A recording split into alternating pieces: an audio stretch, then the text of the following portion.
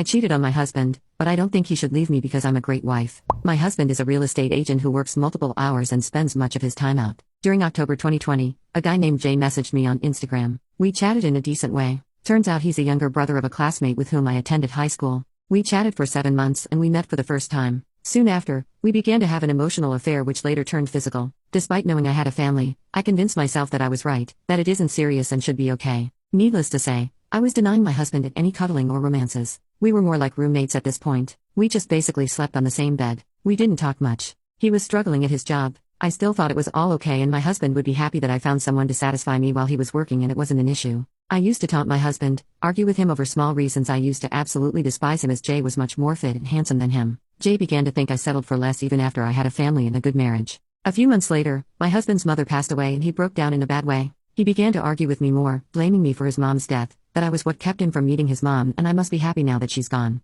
Me and his mom never got along in fairness. While he was going through his mother's passing, I didn't support him emotionally. I shouted at him. I didn't realize the impact it had on our daughter. I told him in August I wanted a divorce. That further broke him down. I rented out a small apartment and moved out, taking my daughter with me. I told her I didn't want her near her father as he was having a mental breakdown and becoming emotionally abusive. Jay sometimes used to visit us. I introduced her to my daughter. They became friends due to similar gaming mentality. Things took the worst turn possible. A month later, Jay tried to make a move on my daughter and turned out to be a pedo. She barely got out and called her father. I was working in the office then. She tried to reach out but couldn't due to my phone being on silent mode. When I saw her calls,